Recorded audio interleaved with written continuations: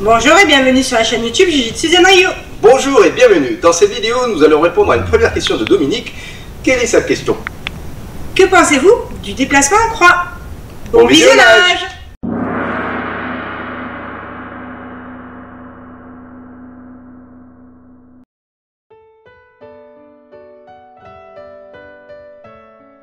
Alors, au niveau des déplacements, il y a deux types de déplacements. Donc en croix, où on va suivre des lignes bien précises, et en déplacement, où comme le nom le dit, c'est aléatoire, en rond, etc.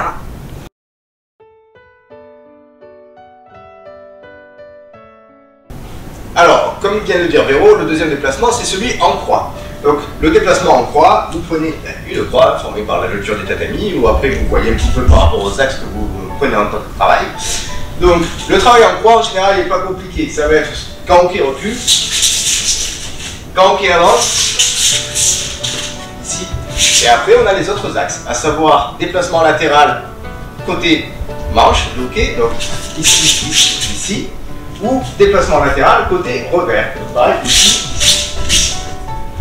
Un autre type de déplacement que l'on peut faire aussi sur ce type de déplacement en croix, mais là on est un peu moins sur de la croix, mais autre chose, c'est-à-dire qu'on va se retrouver ici en Migi Shizentai. Donc on est en Migi Shizentai, on a pied droit devant ici, et là en fait on va se servir de ce cadre-là pour travailler aussi le déplacement en cercle, ici. Donc ça veut dire en général, vous voyez par exemple dans l'Uchimata pour Nagano Kata. C'est-à-dire que vous êtes ici, 1, 2 et 3, vous venez faucher, ici. D'accord? Donc le point fort dans ce type de déplacement, c'est que vous évitez les contretemps, vous gommez ce genre de choses-là, puisque c'est vraiment linéaire, c'est vraiment entre guillemets plat là-dessus. Par contre, ce qu'il faut éviter, c'est qu'on a vite fait de tomber dans le soporifique. Je m'explique. On est ici le jour J.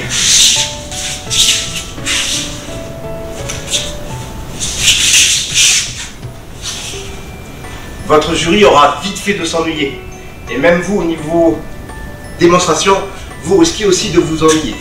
Donc déjà, l'un des premiers temps à trouver avec votre partenaire, c'est le ressenti. C'est-à-dire que quand vous faites ce genre de déplacement-là, il faut travailler comme ceci. C'est-à-dire que vous êtes tous les deux jambes semi-fléchies, les bustes restent parallèles, d'accord? Donc on ne va pas croiser ici, et on va faire ce genre de déplacement.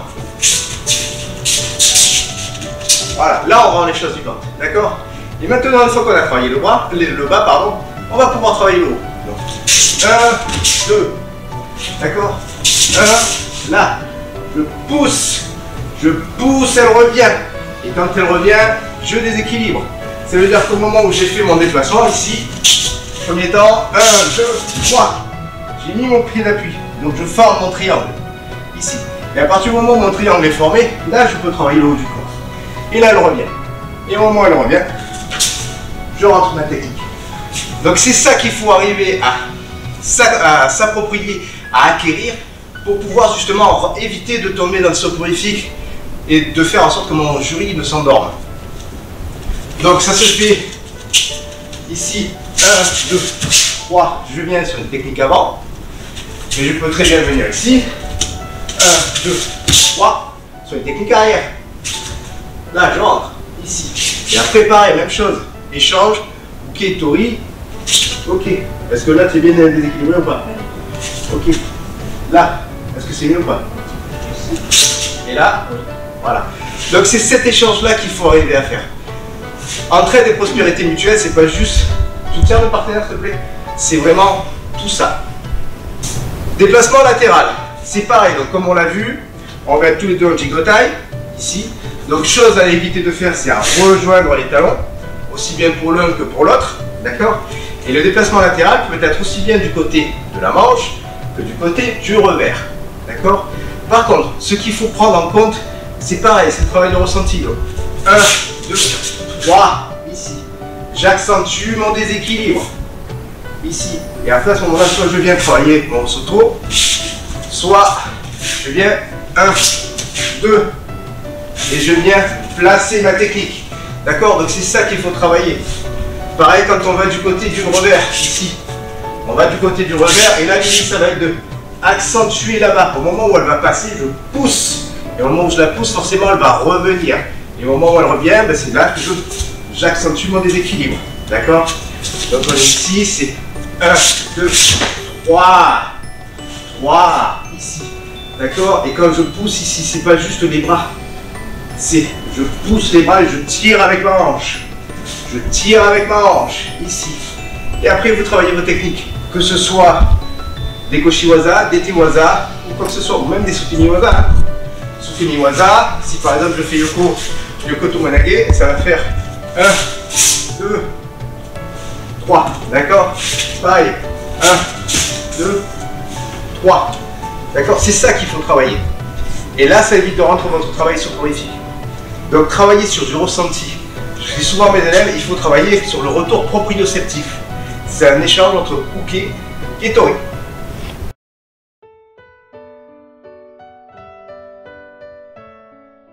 Donc, comme Véro vient de le dire, il y a le déplacement aléatoire. Donc, aléatoire, ça veut dire qu'on n'est pas défini par un cadre, on se déplace de manière aléatoire sur tout le tatami. Donc, quand on saisit ici, on déplace en avant, en arrière, et ainsi de suite. Donc, ce qui est bien avec ce type de déplacement, c'est que c'est difficile à rendre soporifique, parce que c'est vivant, c'est dans tous les sens. Par contre, la problématique avec ce type de déplacement, c'est que vous pouvez parfois vous faire des contretemps. C'est-à-dire que je veux faire au sotogari, je déplace, ici. Et au moment où je vais... Et en fait, le problème, c'est que j'ai reculé la jambe de mon partenaire, mais au moment où j'allais faire au sotogari. Mais là, au sotogari, ça va être compliqué de faire, parce que la jambe est trop loin. Donc, pour éviter ce genre de contretemps, à vous de créer vos actions-réactions. Donc, on est ici, on déplace, on déplace, on déplace. Et là, l'idée, ça va être de tirer là, ici. Là, je viens fixer mon partenaire. Pour qu'au moment où mon partenaire va repartir, elle me happe. Et là, je vais venir. Donc, je suis mon partenaire, ici. Et là, je vais pouvoir, donc, soit travailler mon nagekomi, donc ma projection, soit à ce moment-là, je viens, je fixe. Là, je viens travailler mon uchikomi, ici.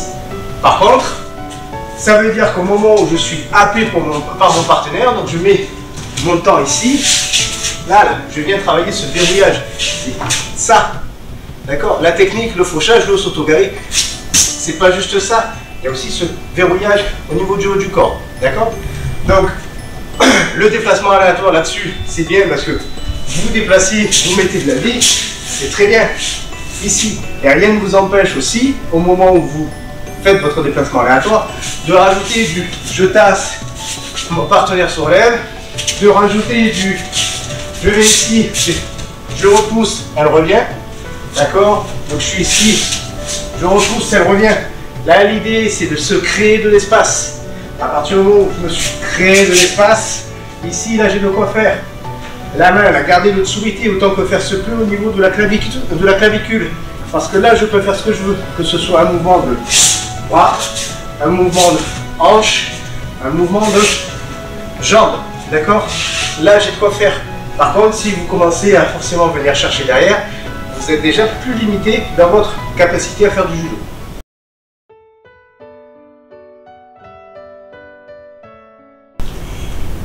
Juste petit point au niveau de Uke. Quand vous êtes Uke, il ne faut ni anticiper ni bloquer. Il faut vraiment être souple sur les bras. C'est pour ça que souvent on vous dit de poser vos mains au niveau de l'épaule pour éviter que quand on tracte, il bloque au niveau de l'épaule quand il tient le revers. Ou au niveau du coude, en fait ne pas trop serrer. Ou poser ou pas trop serrer. Ça permet à vous, en tant que Tori, quand vous allez vouloir justement faire l'action-réaction, d'avoir vraiment une souplesse. Au niveau de l'anticipation, quand votre partenaire commence à le déplacer, si voilà, il va trop vite alors que vous n'avez pas donné la marche à suivre, là en fait à anticiper, à vouloir entre guillemets essayer de mieux faire ou aider son partenaire, finalement vous le desservez.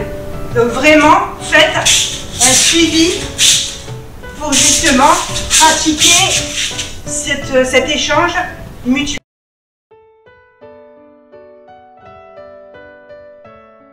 Comme Marc vous a expliqué, donc il y a deux types de déplacements. Donc en croix où c'est très linéaire, où il faut justement pour éviter que ce soit soporifique, utiliser les réactions d'Uke et le déplacement des jambes pour justement rendre un peu plus vivant la prestation.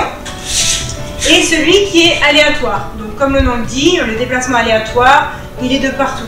Donc utilisez aussi pour éviter d'avoir des contretemps les réactions du pied pour justement placer sa technique.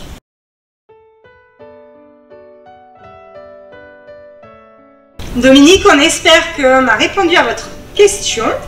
Si ce n'est pas le cas, ou si vous avez d'autres questions qui sont générées de cette question-là, n'hésitez pas à revenir vers nous, on se fera un plaisir d'y répondre. Si, comme Dominique, vous avez d'autres questions, n'hésitez pas à nous les poser aussi. Si nous avons le temps de faire la vidéo officielle, on la fera comme là, sinon on vous fera une vidéo en privé. Merci à tous ceux qui partagent, les anciens comme les nouveaux abonnés, et on vous dit à bientôt.